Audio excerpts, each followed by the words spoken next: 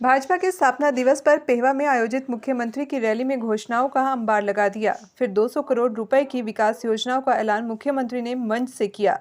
मुख्यमंत्री आज अच्छे मूड में दिखाई दिए और जिले के विधायकों, मंत्री व सांसद द्वारा रखी गई 91 मांगों पर सीएम ने स्वीकृति की मोहर लगाने का ऐलान किया। नपा और पंचायतों को कुरुक्षेत्र जिले के लिए सीएम का ऐलान।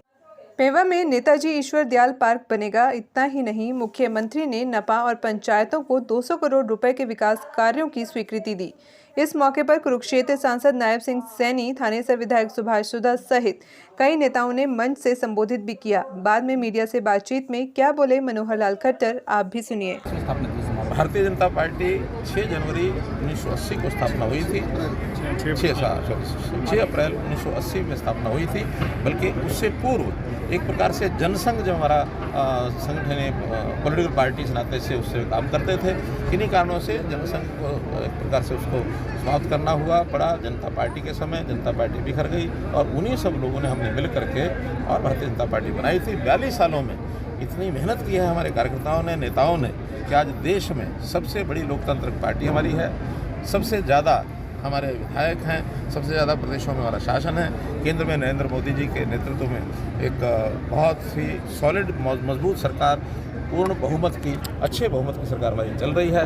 और इसी प्रकार से जैसे हम बढ़ रहे हैं, आगे लगातार बढ़ेंगे, इसमें कहीं कोई दुविधा नहीं सर। और इस चंडीगढ़ के विषय में पूरा विषय विस्तार से कल किया गया, क्योंकि एक रेजोल्यूशन पंजाब की असेंबली में उन्होंने रखा था, जिसमें उन्होंने कहा था कि चंडीगढ़ को पंजाब को दे दिया जाए, ऐसा एक रेजोल्यूशन पारित किया। हमने कहा कि ये बिल्कुल हरियाणा के लोगों को मंजूर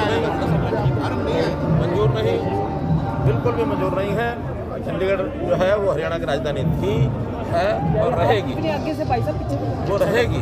इसलिए साथ में SYL, जिस SYL के पानी को देने में वो आनाकानी कर रहे हैं, लगातार कुछ ना कुछ उल्टा सीधा बोल रहे हैं। सुप्रीम कोर्ट ने निर्णय दे दिया है, बल्कि 2002 में दे दिया था कि ये पानी हरियाणा का है, हरियाणा का हिस्सा हरियाणा को मिलना चाहिए।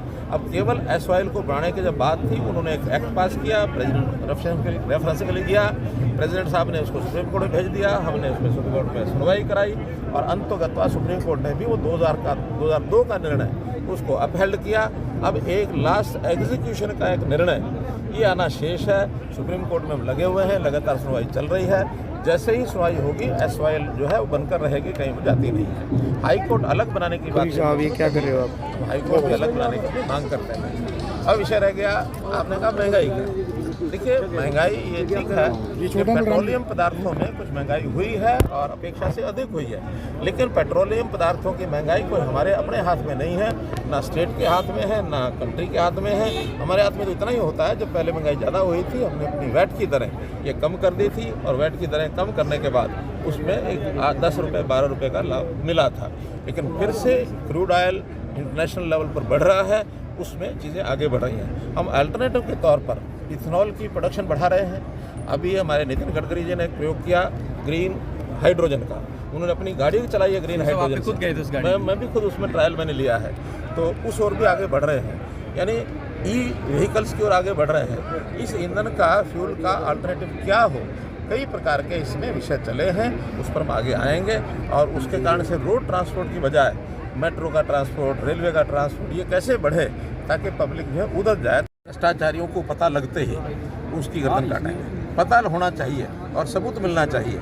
इसके बिना कई बार लुक छुप का खेल ये चलता है, उसमें आप हमारा सहयोग करिए। अभी तो हमने एक अपेक्स बॉडी बना दी है जो अगेंस्ट करप्शन, चीफ सेक्रेटरी के चेयरमैनशिप में, और उसमें हमारे जितने भी टॉप के अधिकारी वो सारे उसमें लगाए हैं।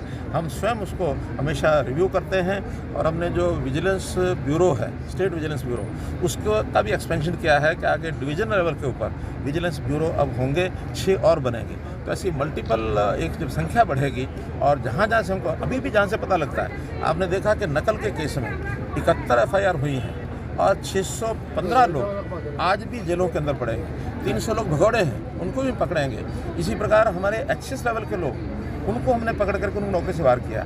IPS लेवल के लोग, उनको पकड़ा है। आखिर हमारी जो कैंची है वो इतनी कमज़ोर नहीं है। जानकारी हमें दो, गलत आदमी ना फंस जाए, ये हम ध्यान